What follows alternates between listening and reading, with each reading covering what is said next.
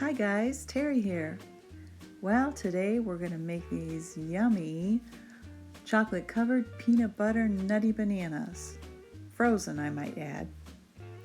They're delicious. They got to be better for you than an ice cream bar. Anyways, you need some sticks, usually popsicle sticks, but I had these wooden shish kebab skewers on hand, so I decided to use those. I doubled them up so the banana wouldn't spin around on it, and I broke them in half. And when you break them in half, make sure you stick the finished ends into the banana so you don't get any slivers in your mouth. But best thing would just be to buy the popsicle sticks, but I didn't have them on hand, so I was going to make do with what I had. So just insert them into the banana and stick your bananas in the freezer. And what you're going to need is I used creamy peanut butter, and I use chocolate chips whenever I coat things with chocolate. I use that, and a little bit of cooking oil or olive oil you're going to need. And I had some walnuts on hand from Christmas time, so that's what I used. You could use peanuts, almonds, whatever you want. So I'm going to show you the lazy way I like to chop up my walnuts or my nuts. I just put them in a Ziploc bag, and instead of chopping them with a knife, I just smash them with my hand. You just push on them and they break real easily, or if you don't want to use your hand, you could just use the base of a coffee cup or something like that. Super easy, and that way they don't try to run away from you while you're breaking them up. They all stay contained in the bag.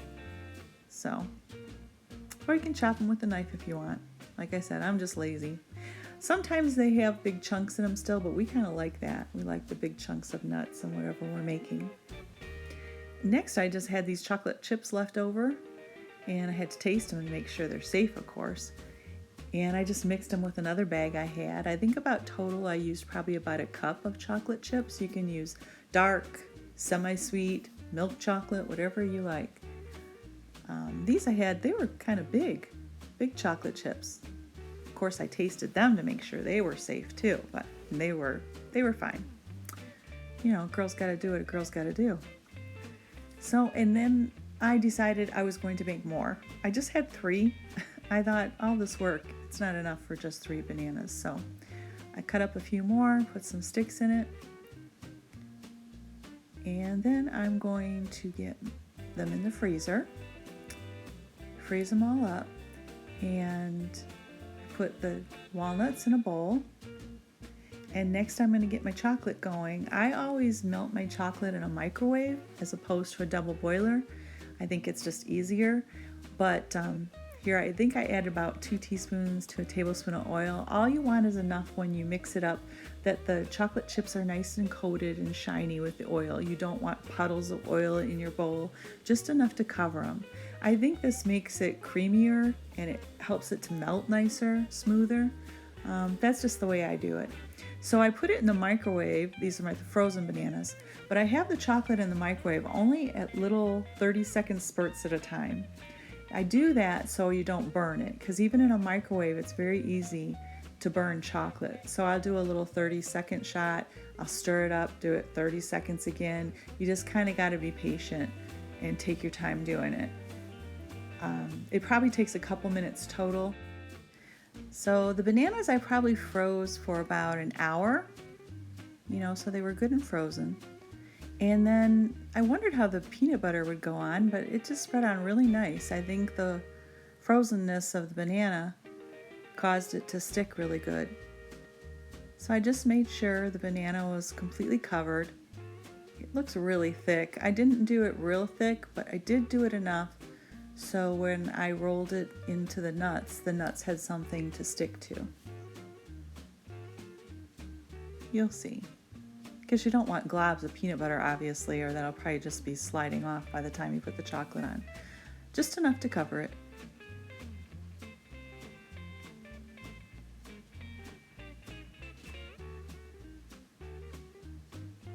And I always have parchment paper on hand. I really like it. I set that aside, and that's where I'm going to set them after I dip them in chocolate.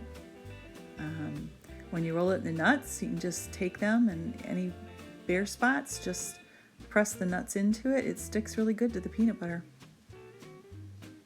And then because the nuts are covering the peanut butter, they set nice on the parchment paper too, and you don't need to worry about your peanut butter coming off. So meanwhile, my chocolate is all done now. Every time that's 30 seconds, you just stir it and keep stirring it until finally you get all the lumps out. You want it kind of this consistency.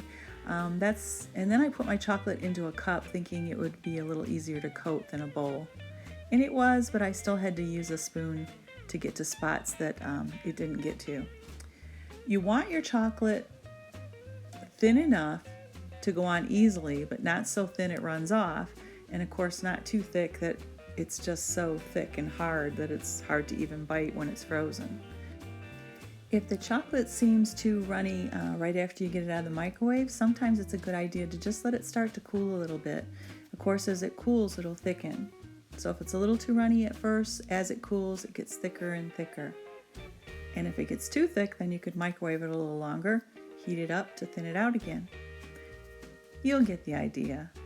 Super simple. Don't worry, I'm not going to make you watch me do every one of these. Just showed you how I did a couple. And then I discovered I was going through a lot of chocolate. So I did another cup of chocolate chips and the oil. There you can see how I'm just doing it enough to get it coated. And melted that in the microwave. And then went back at it to do the last three.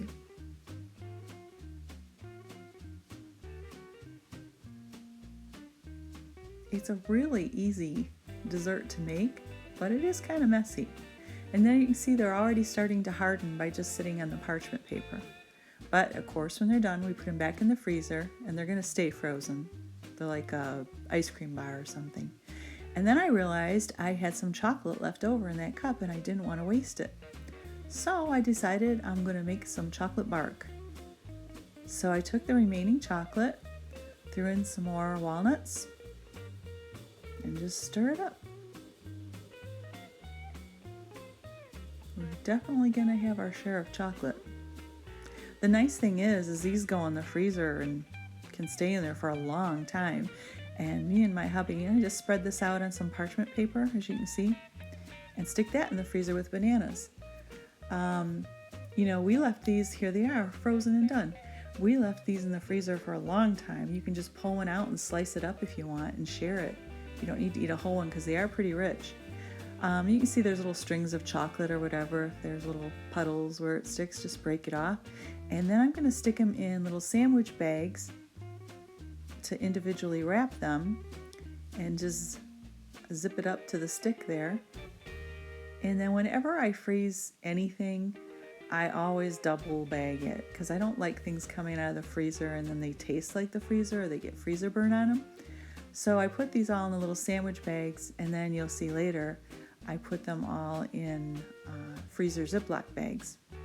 And when I double bag them and stuff like that, I can always reuse the outside bags. Just save them and use them for something else later.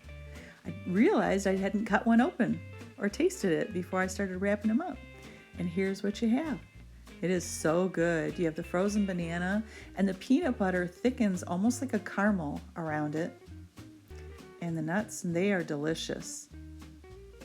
And like I said before, I think they gotta be better for you than an ice cream bar. See that peanut butter? It was really good. I've had chocolate covered bananas before, but I've never had them with the peanut butter and the nuts. And these were really good. There's your finished product.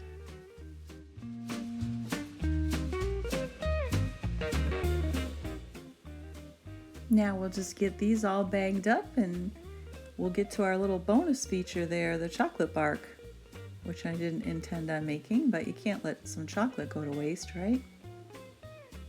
There's those double freezer bags. Keeps it so much better.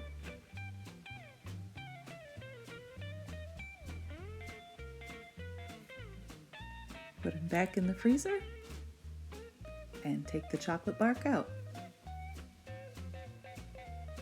I decided just to slip this in a little Ziploc while I broke it up so my fingerprints wouldn't be all over the chocolate.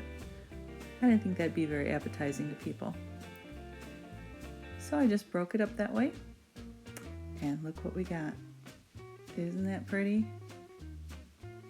Just like you'd buy in an expensive chocolate store, except way a lot cheaper, I'm sure.